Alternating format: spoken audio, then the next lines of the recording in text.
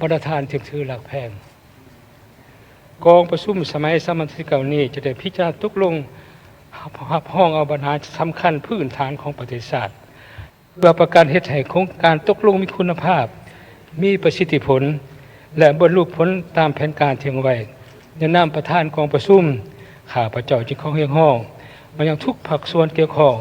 จงให้การร่วมมือในการสนองข้อมูลที่ชัดเจนรัดกุมจ๋าแจ้งเพื่อสะดวกในการพิจารณาห้องขอเรียกร้องให้ประธานสมาชิกสภาแห่งชาติจงนำใส่สิทธิประชาธิปไตยเสริมขยายหัวคิดประดิษฐ์สร้างเสริมสู้ความสอบถนัดการเมืองของตนในการสูมสติปัญญาเข้าในการค้นคว้าในอย่างลึกซึ้ง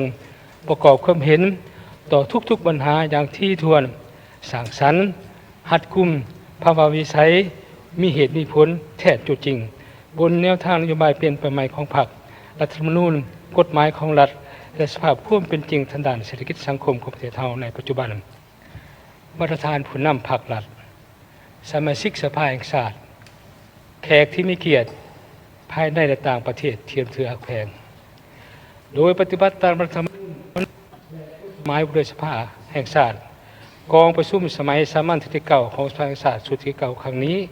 จะได้พิจารณาห้องปัญหาสำคัญพื้นฐานของประเทศชาติดังนี้ 1. บทรายงานของท่านนายกรัฐมนตรีเกี่ยวกับการจัดตั้งปฏิบัติแผนพัฒนาเศรษฐกิจสังคมแผนงบประมาณแห่งรัฐแผนเงินตรา6 เดือนต้นปี 2025 เดือนท้ายปี 2025 ติดพันการจัดตั้งปฏิบัติ2 วาระแห่งชาติและการแก้ไขปัญหาเข่งห้อทางด้านเศรษฐกิจจำนวนหนึ่ง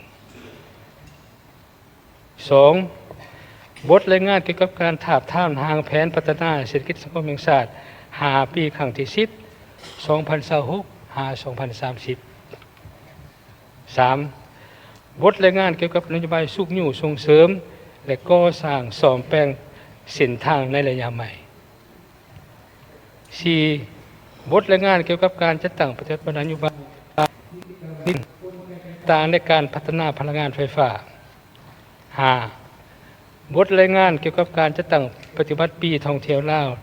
และทิศทางแผนการในต่อหน้า 6. บทรายงานเกี่ยวกับผลสรุปตีราคาการโฆษณาเผยแพร่กฎหมายในทั่วประเทศและบรรทัดที่ 7. บทรายงานเกี่ยวกับการจัดตั้งแผนการขยายงานแต่กองประชุมสมัยสามัญที่ 8 หาที่ 9 และทิศทางแผนการของกองประชุมสมัยสามัญที่ 10 ของสภาแห่งชาติสุดที่ 9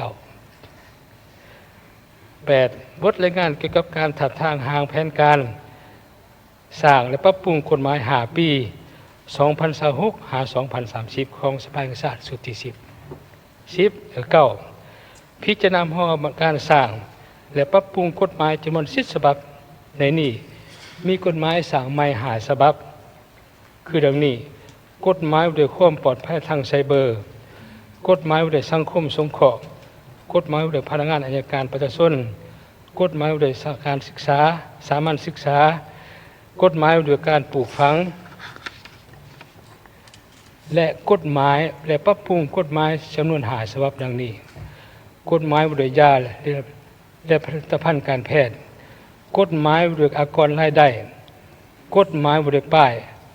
กฎหมายว่าด้วยชลประทานและกฎหมายว่าด้วยศาลประชุมนอกนั้นกองประชุมเทื่อนี้ยังได้ฟังการชี้แจงของบรรดาท่านสมาชิกรัฐบาลและภาคส่วนเกี่ยวข้องจำนวนหนึ่งต่อบรรดาคำซักถามของบรรดาท่านสมาชิกสภาแห่งชาติมีข่าวดีจะมาบอกสำหรับใครสนใจเซาพื้นที่ขายเครื่องทุกประเภทและเซาพื้นที่ป้ายโฆษณาอยู่ตลาดลาวสนใจสอบถามที่เบอร์ 02058389209 สถานที่ตั้งอยู่บ้านสุพังเมืองไซธานีนครหลวงวิจันทร์